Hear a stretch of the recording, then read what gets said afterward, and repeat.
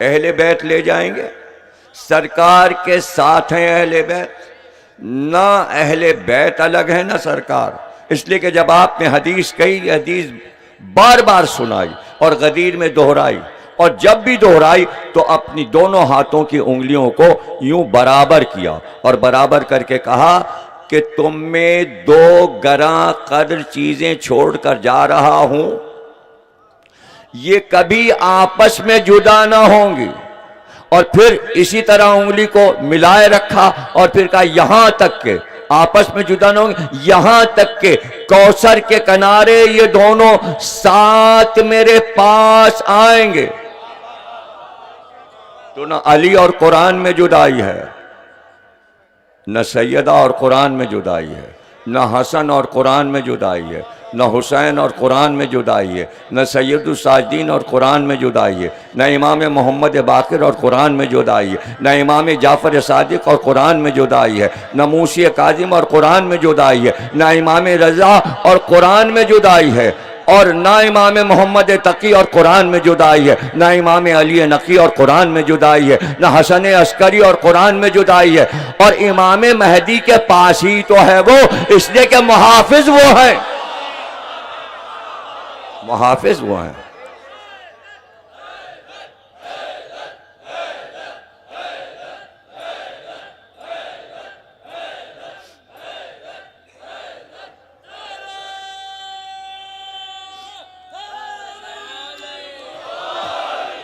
देखिए जो फिक्र है, जो हमारे माजी की उलमा की किताबें हैं, जो हमारी तफासीर हैं, जो हमारी हदीस की किताबें हैं, जो तारीख़ इमामत पर किताबें हैं, कुतुब खाने भरे हुए हैं। कोई हमने छुपा के चीज़ें नहीं रखी हैं, सब उसे पढ़ सकते हैं, सब उसे देख सकते हैं, उस पर गुफ्तगू कर सकते हैं। गुफ्तगू हुई है, गुफ्तगू हुई है, सिर्फ फैसला ये करना है बैठना कहाँ है और किस तरह से राते मुस्तकीम पर आकर सब साथ चलें। देखिए हमें इसकी कोई परवाह नहीं है कि हम ये चाहें कि सबको हम बचा लें, ये हमारा काम नहीं है, हमारी ड्यूटी नहीं है कि हम सबको बचा लें, जहन्नुम में पूरे आलम इस्लाम को, तमाम फ़िरक़ों को ना जाने दें और हम ये कहें कि चूँकि हम हक़ पर हैं तो हमारे साथ आ जाओ और सिरात मुस्तकीम पर हमारे साथ चलो। नहीं, हमें ये सब करने की कोई ज़रूरत नहीं है, इसलिए कि हमें पता है जन्नत कितनी बड़ी है। जितने अहले जन्नत बनाए गए, जन्नत उतनी ही बड़ी है। और कोई ये दावा न करे आइए हम आपको विलायत अली समझा रहे हैं, हम तबलीग कर रहे हैं। तबलीग एक बार हुई, तबलीग का हुक्म किसी को नहीं है। तबलीग सिर्फ सरकार ने गदीर में की, बल्लिग मौज़िला इलाइक में रब्बिक, बस तबलीग कर दीजिए विलायत अली की। और करने के बाद ये नहीं कहा अली से कि अगर तुम्हारी विलायत को ये उम्मत न माने तो जुल्फ़िकार निकाल लेना और जो न माने उसका सर उड़ा देना। भाई गौर से सुनिए और बात समझने की कोशिश कीजिए। जब हुक्म आया ला इलाहा इल्लल्लाह का, सुनाइए इनको और इनसे कहिए अल्लाह एक है। और फिर दावत ज़ुल शीरा में कहा मैं अल्लाह का रसूल हूं, अल्लाह एक है और मैं अल्लाह का रसूल हूं।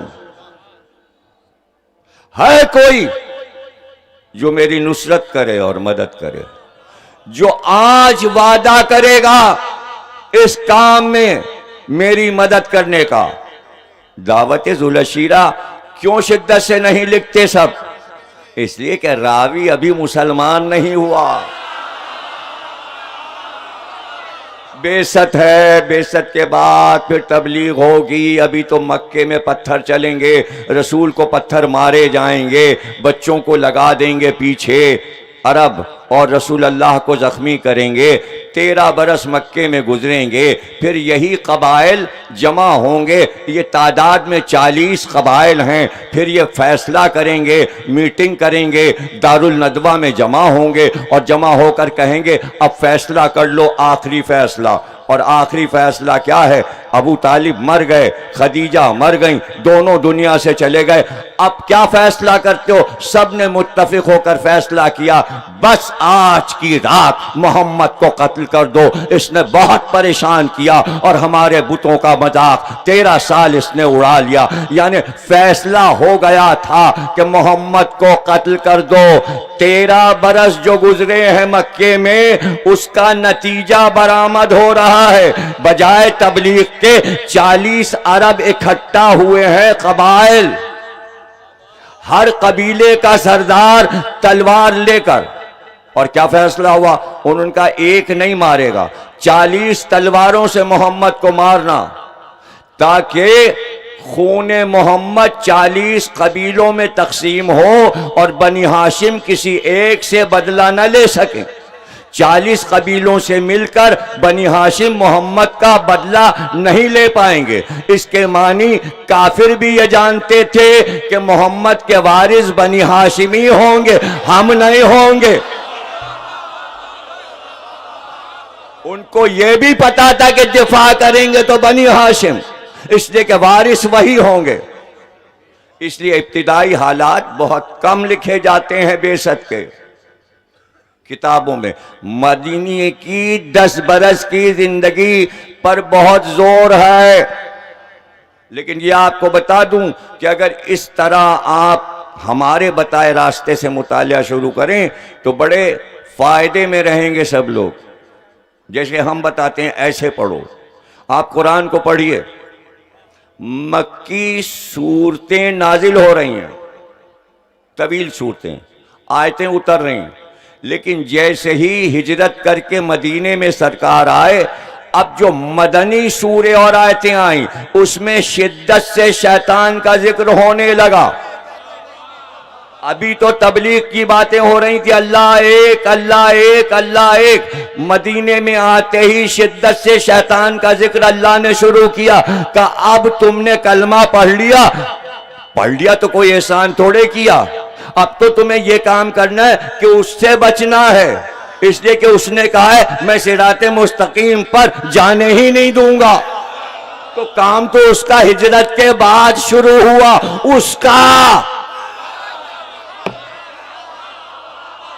उसका काम हिजरत के बाद शुरू हुआ। इसलिए जोर इस पर हुआ, शैतान शैतान तुम्हारा दुश्मन शैतान है, पीछे लगा हुआ है, पीछे लगा हुआ है, पीछे लगा हुआ है। पहली वही इक़रा आई, कोई रावी नहीं है। नहजुल बलागा अगर ना हो तो हम नहीं बता सकते कैसे वही आई। वहां कौन था? तन्हाई। अली कहते हैं कि कुछ दिनों पहले से, जबकि दीन का आगाज हो, आप कुछ दिन गारे हिरा में जाके गुजारते थे, फिर घर आते थे, फिर गारे हिरा और इबादत में मसरूफ रहते। लेकिन एक आन के लिए भी मैंने रसूल अल्लाह को तन्हा नहीं छोड़ा। सहरा में जाते, जानवरों को चराते, गारे हिरा पे ले जाके जानवरों को एक जगह जमा करके बिठा देते और फिर ऊपर उस गार में चले जाते। जब आप गारे हिरा पे चढ़ेंगे तो काफी 2-2.5 घंटे लगते हैं चढ़ने में। जाहिर है कि कोई गाड़ी वाड़ी कार वहां नहीं जाती, पैदल जाना पड़ता है और सांस फूलने लगती है। तो जब मैं चढ़ा हज के लिए, जब मैं गया था 86 में, तो मैं जब गारे हिरा पे गया तो मुझे बताया गया था प्यास लगेगी, गर्मी बहुत है, पानी अपने साथ रखिएगा, रुक रुक के चलिएगा, सांस फूलेगी जैसे जैसे ऊपर जाएंगे। तो मैं जैसे जैसे ऊपर चढ़ता जाता था, मुड़ के पीछे मक्के की नीचाई को देखता जाता था और गारे हिरा की बुलंदी को देखता जाता था। ये मैं क्यों देख रहा था? मैं इसलिए देख रहा था कि इक़रा के बाद जब नबी गारे हिरा में बैठने लगे, वही पनाहगाह थी सरकार की और वहीं इबादत करते थे। और अली कहते मैंने एक आन के लिए सरकार को तन्हा नहीं छोड़ा। जब घर से निकलते मैं साथ होता। तो मैं इसलिए उस बुलंदी को देख रहा था। मैं ऊपर भी चढ़ा, मैं उस गार के ऊपर जो चोटी है उस पर भी चढ़ कर गया और वहां भी मैंने तस्वीर खिंचवाई। बिल्कुल जहां गारे हिरा खत्म हो जाता है उसके ऊपर तस्वीर मैंने खिंचवाई। अंदर भी खिंचवाई। अंदर 2 बड़े पत्थर रखे हैं, एक पे सरकार इबादत करते थे, दूसरा साथ में पत्थर रखा है बहुत बड़ा जो क्रेन भी नहीं उठा सकती, उस पे अली इबादत करते थे। यानी 7 साल की उम्र से अली कह रहे हैं इबादतें शुरू हो गई थीं। और गारे हिरा में मैं दोनों पत्थरों पे बैठा, जिस पे वही आई पहली इकरा, उस पे भी आराम से बैठा। वहां मुझे कौन रोकने वाला था, वहां कोई था ही नहीं, मैं अकेला गया था भाई। एक फोटोग्राफर रास्ते में मिल गया था, उसको मैंने बहुत से रियाल दिया और उसको हाथ पकड़ के ऊपर ले आया। वो वाला कैमरा था उसके पास, तस्वीर बनी हुई जिसमें से निकलती है, बनी बनाई तस्वीर निकलती है, वो निगेटिव और ये धुलना ये सब चक्कर नहीं। एक कैमरा होता है जिसमें से प्रिंट निकल आता है पूरा खींच के, तो उसको मैं ले आया। मैंने कहा सारी तस्वीरें खींचो, मैं गारे हिरा के ऊपर चढ़ रहा हूँ, यहाँ से खींचो, साइड से खींचो, इस तरफ से, सारी तस्वीरें मेरे पास गारे हिरा की महफूज हैं। फिर चोटी पे चढ़कर मैंने पूरा मक्का शहर देखा और फिर मैंने नीचे तक देखा। नीचे जो साहब मुझे छोड़ने आए थे उनकी गाड़ी छोटी सी लग रही थी। मक्के का सबसे ऊंचा पहाड़, सबसे ऊंचा पहाड़।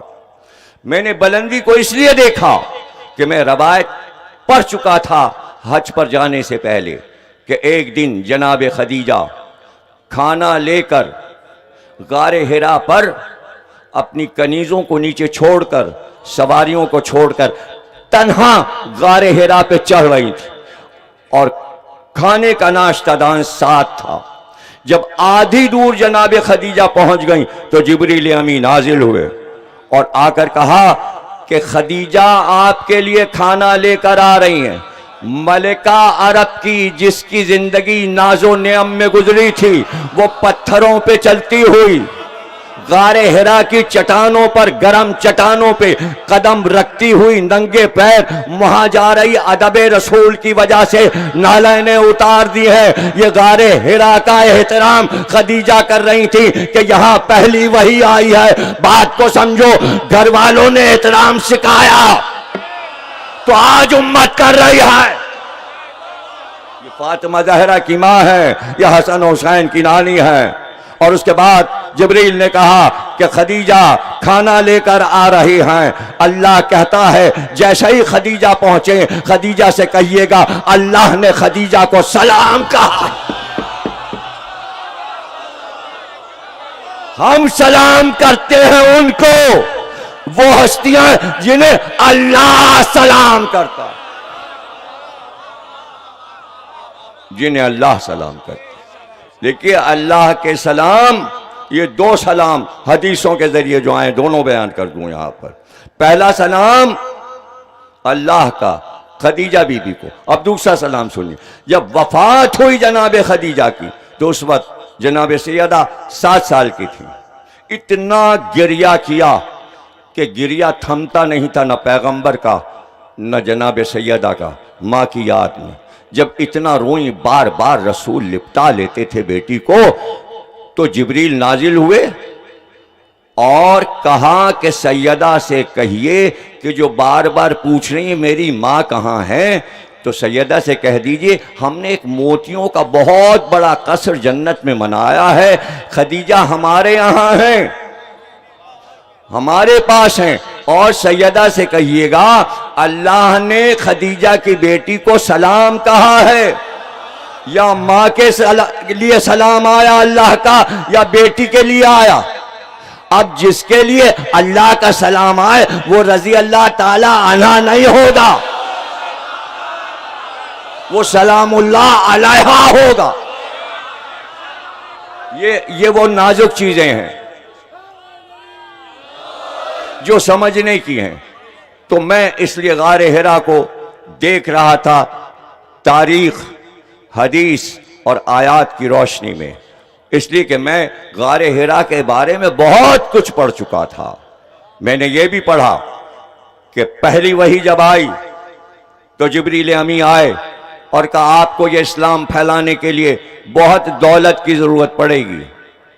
तो अल्लाह ने कहा है अगर मोहम्मद कहें तो ये गारे हिरा सोने का बना दो जिब्रील, अगर मोहम्मद इस पे नजर डाल दें और कह दें सोने का हो जा, तो ये सोने का हो जाए। उसी वक्त गारे हिरा सोने का हो गया। अब जब ऐसी चीजें मेरी नेट पे पहुंचती हैं तो बहुत ही बज़्ज़ात लोग ये लिखते हैं कि ये सब जीते हैं और ये हिस्ट्री की हकीकतें हैं। अगर इसे झुटला दिया तो फिर नई सिरात, फिर जहन्नुमी जहन्नुम है। और अगर यहां हमारा तुम्हारा फैसला नहीं होगा तो वहां तो हम होंगे ना। तुम भी भागना नहीं, तुम भी भागना नहीं। मुनकिर भागे ना, न यहां भागे ना वहां भागे। मैं मुंह नहीं छुपाता, जो पढ़ता हूं मजमे में पढ़ता हूं। दुनिया कहीं पढ़ती होगी छत के नीचे बैठ के, मैं तो मैदान में पढ़ता हूं। हमारे यहां मैदान मशहूर है, मैदान मुबाहला, मैदान बद्र, मैदान ओहद, मैदान खंदक, मैदान खैबर, मैदान हुनैन, मैदान गदीर, मैदान करबला।